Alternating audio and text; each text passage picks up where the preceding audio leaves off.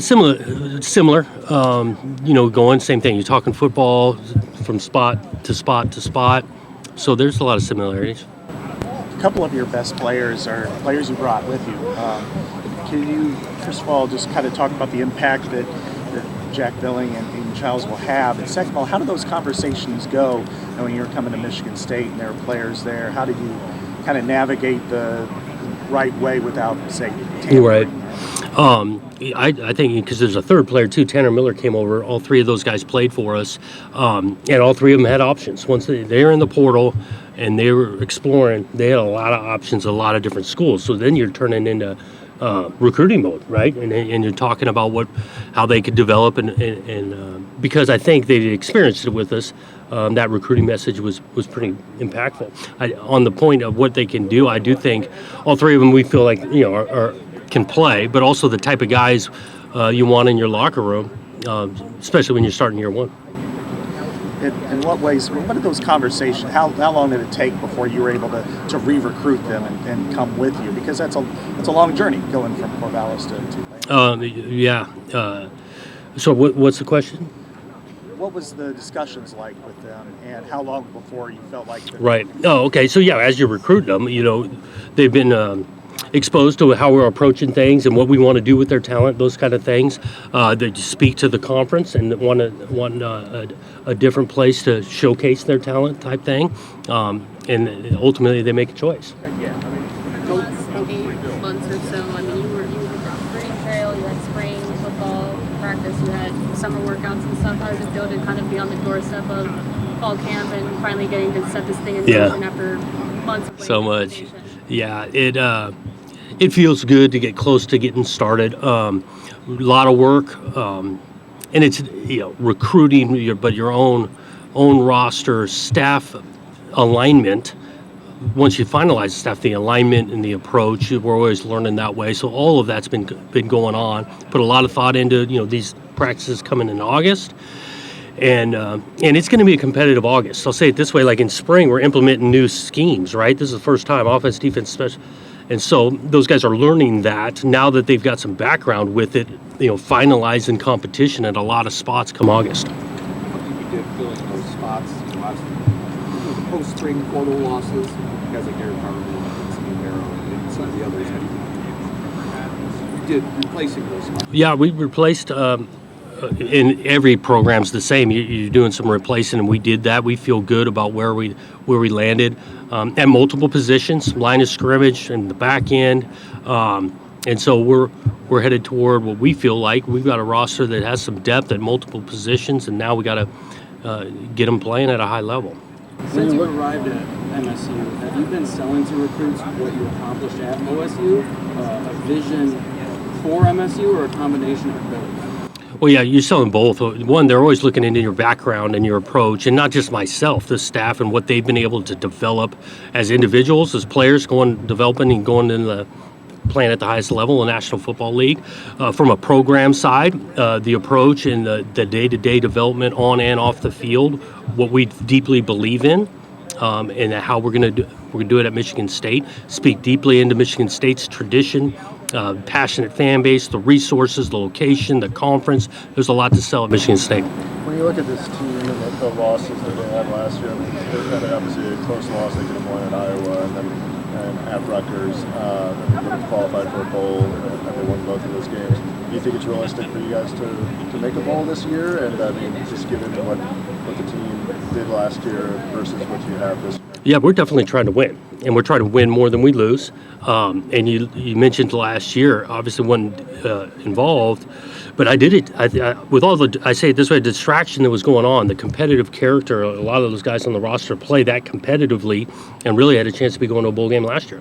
What does success look like for year one at Michigan State? Yeah, like I'm getting at winning more than we lose, playing our best football at the end of the year. We want to be in a constant state improvement. And so the approach, our process, if that is right, we will be playing our best football at the end of the year. Week one, you want to improve in week two, right? A lot of things to clean up. Well, you keep that process going, getting to, game 12, and you're hoping to be playing in meaningful games in November, playing your best football. What are your impressions of Joe Rossi so far, and how did his hiring come about? Yep, really been impressed. Didn't know Joe at all. Had a couple mutual friends. Did a lot of conversations with people who had worked that I knew had worked with him, and so then got together and made sure we were aligned on kind of how we were going to want to approach the program, develop, recruit, a lot of things like that. And he's been awesome. You can tell his experience, organization. He's got a clear vision for what he wants it to look like. But I do think evaluating the talent and what we have on the roster and making sure we're putting them in the best positions possible. He's always thinking about that on the day-to-day. I think he's done great in regards to organizing that defensive staff because he hasn't worked with all those guys. A couple of them, came over with me, and so and he's been open to. There's some big-time coaches on that side of the ball. Their contributions to the scheme, so far so good. Coach, when you surround yourself with familiarity between players and coaches, how do you kind of tell your returners to Michigan State's program? Yep. Even though I may be bringing these values over from my previous program, I'm here for Spartan football. This is what. I put a lot of thought into it. It's a good question because the approach really one of the first team meetings I had with the team, I kind of spoke to it, right? This is December, right, where there's players that were going to be transferring, coming, because there have already been so many players that have been in the portal. So there's going to be new players that had a different head coach. There's new players on Michigan State's roster who had different head coaches who recruited them. So it wasn't going to be a room of like, oh, you got Smitty guys and you got previous guys. We're all Spartans here. And so I spoke to it, talked about equal opportunity, wanting to do it together. And these messages, not just words, we had to live this out. And that's been our approach the 8 months being here. When do you guys open camp, Well, Tuesday. Yep. Mm-hmm. Yep. Jonathan, you've been in Michigan now for coming up on a year at the end of this year. How have you sort of felt the Michigan State rivalry? It's been very, very intense to spilling over in recent years, as we've all seen. Yeah. How have you sort of felt that rivalry? Do you think with you and obviously Michigan having a new coach, this could be a chance to kind of reset things to still being intense and not be spilled? Well, yeah, it's going to be passionate and those things. I enjoy being in an in-state rivalry. My whole coaching career, where there was an in-state rivalry that took place, and I think that's a beautiful thing about college football, of the traditions, and then go with that. And so you look, we're always every game means something, but that game will mean a whole lot. It's online somebody. You were spending a little bit of time with Sharon Moore. Yep. Did you know him before? Nope. That was really I guess at the Big Ten meetings I bumped into him, but that was the first time. How's your relationship grown since then, or like have you? We don't have a lot of communication. It's fine. I mean, but I pay him respects for what he was contributing to the last few years of that place. Jonathan, with the most regarding Michigan State, from the people, what have you learned about what Michigan rivalry means? I just continue. It means a lot. It's a state divided. It's even families divided, which is common in other rivalries. And I go back to I think it's a great thing for college football. When you got together with Jack Bell, Tanner Miller, the players that came with you, and the coaching staff, you guys get a chance to just have a moment to yourselves and talk about East Lansing and what you got there. What kind of things do you talk about? What are some common observations? I know the guys mentioned the food. They like the food around town. They got a few of the players that comes up. The guys in the locker room, football meaning a lot to them, and the way they practice and go about it. A bunch of good dudes.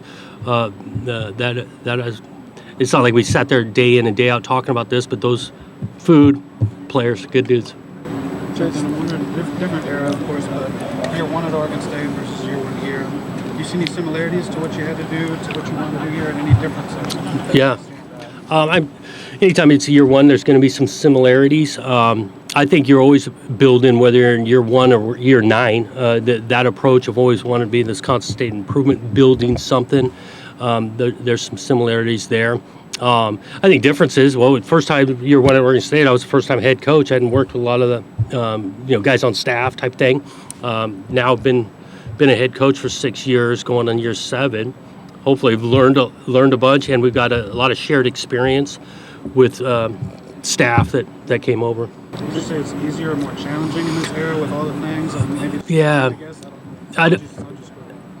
It's tough to know. There's challenges, but challenges comes across like that's a bad thing. I don't. I'm kind of excited about a new challenge and doing some hard work.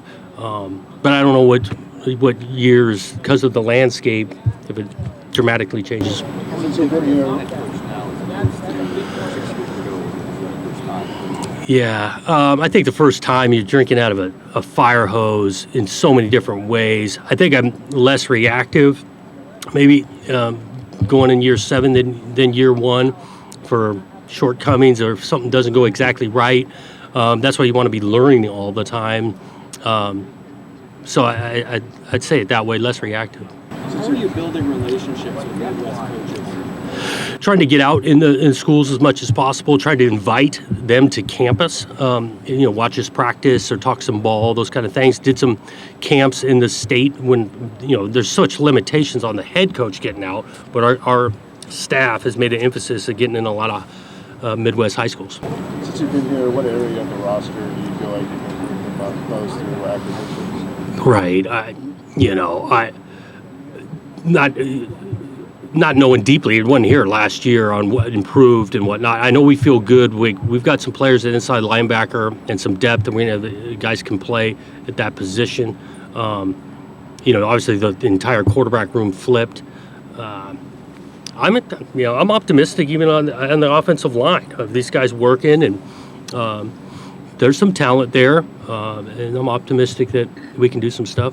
Seems like you have made a lot of changes, particularly in the secondary. You talked about the thought process there and why you went so aggressively there. Well, that secondary in this day and age in football, a lot of times you're playing 5 DBs at a time on the field, and so you need to fill the room with numbers and create some competition in that aspect. And so we want to have a good amount of DBs. No one at Michigan State had a 100-yard receiving game last season, and I'm just curious, watching film, seeing what guys have done in spring, how do you feel about the depth of that receiver? And Yep. what do you think how it might look different, I guess, this year?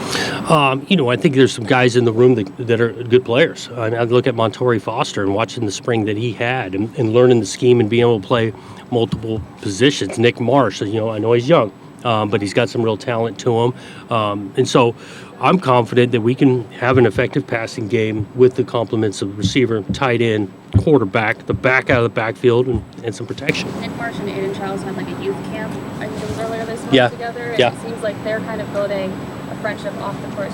How do you think that relationship off the field might result into chemistry on the field? Yeah, I think it helps, not just quarterback to receiver, but definitely chemistry off the field. I think it helps. That's why I go back to, I think the locker room in general, these guys enjoy getting around outside the building together and having some camaraderie. And so that connection is important stuff. They're not going to be best friends with 118 guys, but a connection with multiple position groups is important.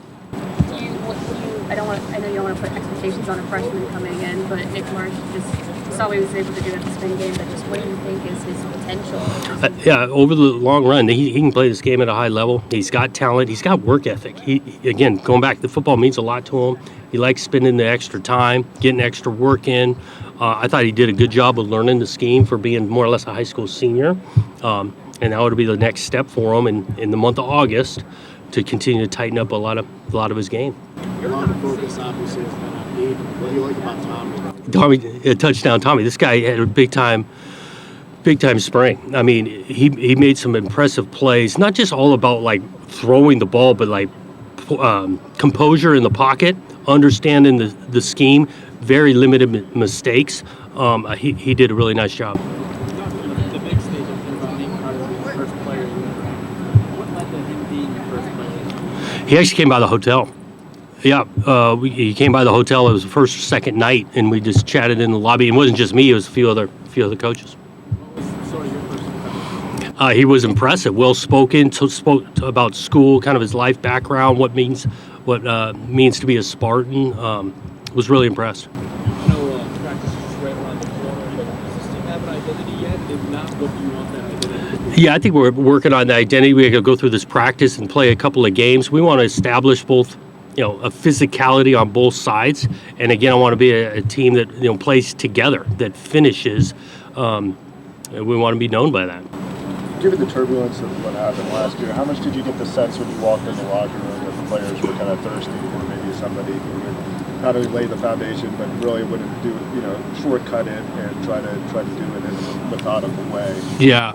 I felt the response for a lot of the guys, if they were looking for a fresh start, kind of a different direction, they were receptive. Again, I think as time goes on, opportunity and our approach and the consistency of it, those that'll be here for the long haul will go improve, develop. Jonathan, what traits do you see in Nathan that make him appealing for you in your offense? And can he be a guy that you guys kind of lean on while everything gets figured out this first? Yeah, you want to have some diversity in the way you get guys the ball out of the backfield, and so his scheme of knowing the run game, and I think he's got some vision, instinct. He's got patience. It's not about all the time running as fast as you can. You got to set up some blocks. Can catch the ball out of the backfield. Understands the concept because we're going to ask him to pass protect some, and he's been on that as well. Dylan Tatum, another guy you brought, he's played all over. Does Yeah. he have a home now? I think versatility. I think he can play nickel. He can play some safety. Obviously, he's played some corner, physical, can run. We like the flexibility back there because he's pretty talented to move around. I think he's been really well spoken since I've been here representing the different spots in the community for Michigan State football. So I was really proud to bring him. Some players that are on the roster that we've not seen yet, transfers, like Kieran Adams, running back. Yep. When you look at him on the film before he transferred, what do you like about him? And have you been around him?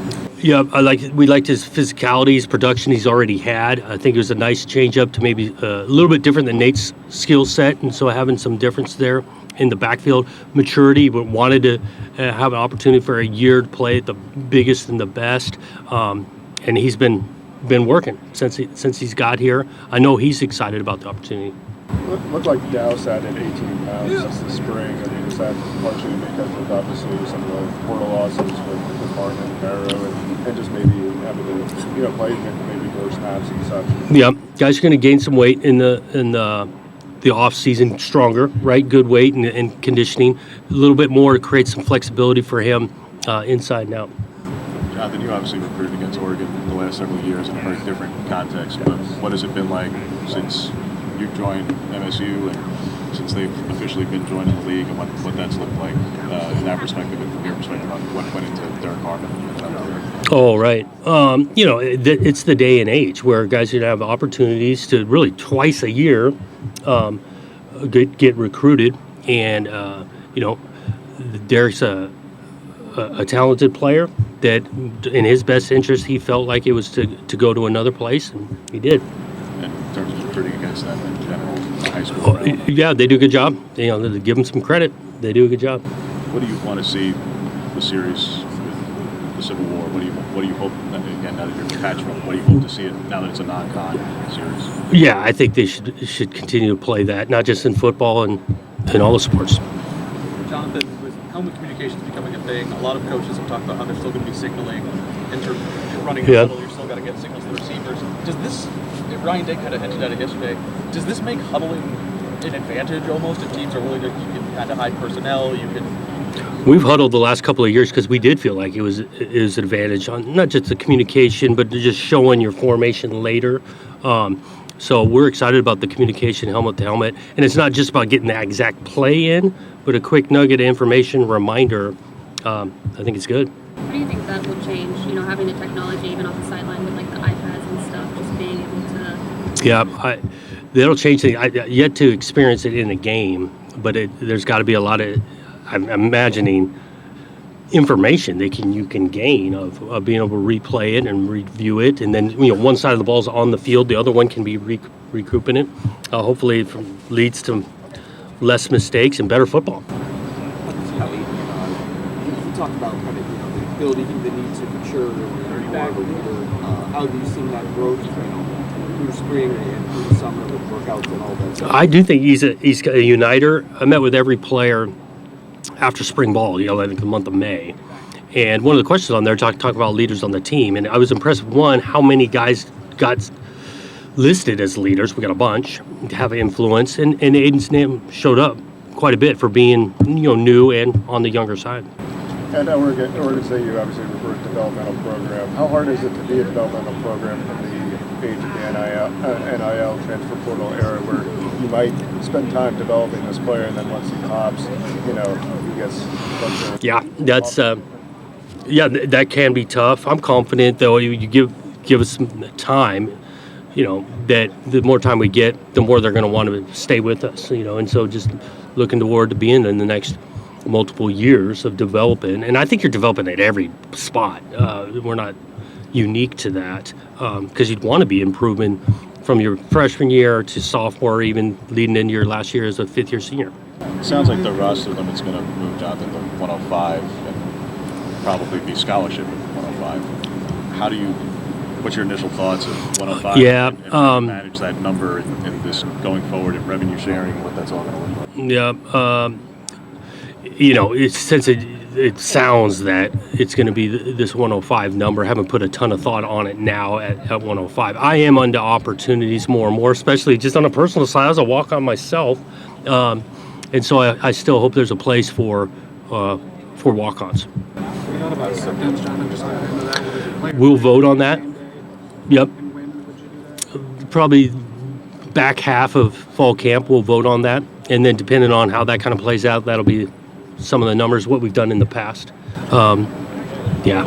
Coach, you've taken over a program that won just 3 games last year, and you came into a similar situation at Oregon State. Can you talk about the similarities and differences between your first year going into Oregon State versus this year at East Texas? Yeah, there was some similarities, I guess, coaching transition mid-season, that, and then, but again, I go back, this is going to be a new season, and however the previous season went, really good or really not well, this is going to be a new season, new direction that we're focused on, moving forward. And that's a similar message from both places. For Aiden Childs, the experience he got last year at Oregon State, how helpful is that going into his first full year as a starter? Yeah, it's helpful. Experience, you can't recreate game experience, and so he got some, and that'll be helpful. And now in the same scheme, we're hoping it really helps. What do you think is the biggest step in his development that you want to see going into this year? Some of the experience, more and more playing a true game in and out of series, right? Play a series and then get back out there, adjustments. I just want to make sure that he's having fun playing the game. I think he's at his best when he's having some fun and enjoying the game of football.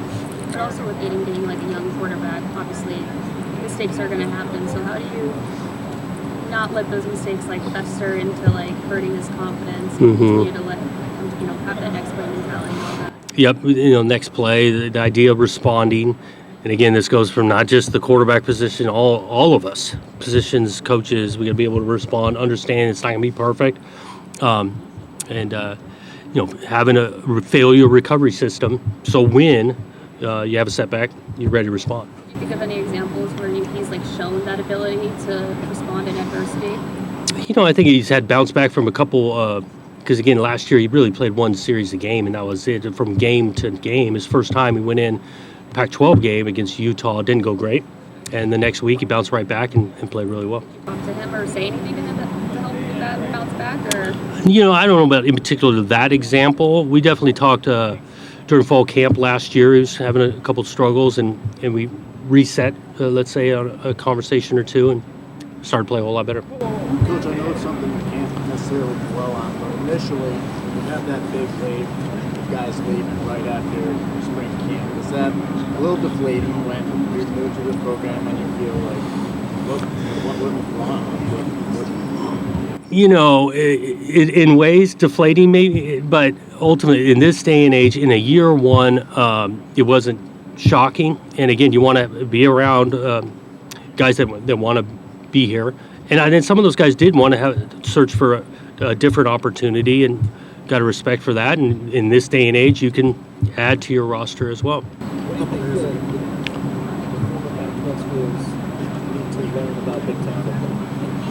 Yeah, it's kind of tough for me being experienced only about 8 months here. I will say those 4 coming in, they get some real tradition over there.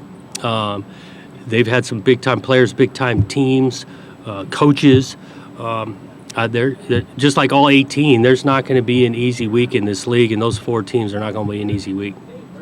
What should the existing Big Ten schools know about that? Yeah, because I played a little bit more on those side. I think they usually really talented, and those guys play hard. They're well coached. You're talking about you lost a couple of players Yeah, Easton and Keeley. Yeah, those guys love football. They're good dudes to be around. Easton's instincts can tackle. Keeley, sideline to sideline, really smart player, can react and recognize quickly what's going on, and they're great teammates. I mean, special teams, want to be in the locker room. Awesome guys. Earlier this week, Jonathan, the unofficial media poll came out, Michigan State was 16. I'm wondering if you saw that, what your reaction was, how you feel that's going. Never really put a ton of weight into these preseasons, really, even when I was playing, just because a lot of that, it's based off, previous seasons. It all comes down to what it looks like in the fall. John, I realize it's nearly 3 months away and you've got a lot between now and then, but that trip to Eugene on a Friday night in October is going to be personal. It's going to mean a lot. Family going back. What do you hope on their team winning and being successful in that way? I mean, for that trip for you, for your family to come back, what do you want? You're going to walk away feeling okay, having gone back to the state, and the last game that you coached there was there again. You'll wake up Saturday on that after the plane ride home feeling what on a human level? I don't care about the football coach. Yeah, honestly, on a human level, it's about the game. It's about Michigan State. It's not about me, and so that's how I hope I feel in that. That game takes place, be an awesome atmosphere, and it was about the game, and it was a really well played game. Jonathan, you talking about Achille and Easton at SC and DJ's at FSU and Damien's elsewhere, and you've got guys at Michigan State. You're gone. Is it weird still, or that team carried a lot last year? There was a lot going on around it. It was a very tight group. Yep. Is it weird to now see that team kind of scattered in the wind? Yeah, it's definitely weird, without question. Because even those names you mentioned, I think it's Sione Lolohe and Silas Bolden, and great dudes, and we shared special times. Those guys did. They were carrying a lot. There was a lot going on for that season, and they represented Oregon State really well. What stood out to you the most recruiting the state of Michigan? The most recruiting the state. Been impressed with the high school coaches. The scheme, how much they give to the game, it helped develop their programs they run. I've been impressed with that. I think there's good talent in the league, not the league, the state. That stands out. You mentioned Welling could be, one of the best tight ends in the country. What makes you say that? Well, his production. He's been productive and doing some things in the pass game, and he's smart. So you can move him around in multiple positions, areas of the field. But he's got great hands and can make some real big plays in the pass game. How much is that also related to the scheme that you guys employ? I mean, and how much it does? We do like to get tight ends on the field and do it, and he's definitely we feel like a guy that we can move at a couple different tight end spots. We're going to split him out at receivers some. He's got some real versatility. Is that a 3-down guy, or is that something he's working toward? Say it again. Oh, Villing? Yeah, we plan, yes, without question, and really 4 downs. Yeah. We saw some guys like Brady Pericek, Brandon Hopper, guys that were recovering from injuries. Just wondering what your team health is like going into. Yep, Pericek's been going. We feel pretty good on where that's at. We'll get the most up to date. Actually, tomorrow we got a staff meeting to tighten all that up, but on pace as of now, really for everybody. Coach, from the outside, what do you know about Penn State's whiteout tradition, and what would it mean to you to be able to coach in that type of game one day? Oh, the whiteout tradition, I've heard about it. Yeah, they're looking forward to doing that in the next few years. We skip them this year, but that again, this league experience, kind of the stadium's tradition, the pageantry of Big Ten football. I'm looking forward to it. A couple of guys that were hurt early last fall, on the roster today, still didn't see the spring. Ben Silver at defensive tackle, Orion Smith and safety. They still want to Yep, both of them on target to be able to participate in August, and we're looking forward to having both those guys. Yeah.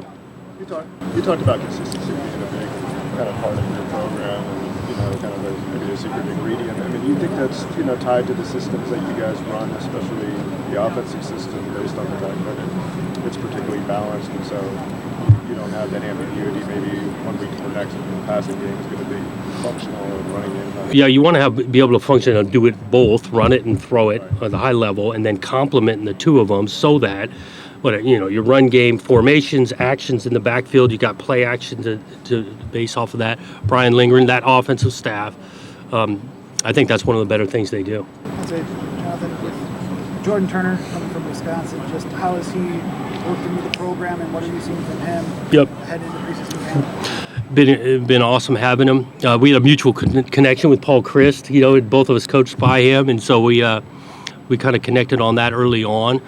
Football means a lot to him. He's been really one of our standouts in the spring. That's why I go back to that position. Cal, Jordan, Wayne. We've got some depth and some talent in inside linebacker. And then also with, I know you can't talk about 2025 verbal commits right now, but I know that you recruited this as Wisconsin. Just what's unique about recruiting within that state of Wisconsin and just the players that are within it? Yep. I think it's maybe not unique to Wisconsin. We want to build the roster from inside out and start within the state, builds into a driving distance, and Wisconsin's right up that alley. Football players there come. I think there's some good coaching going on over there. We had a couple of visitors from Wisconsin, high school coaches. That stands out.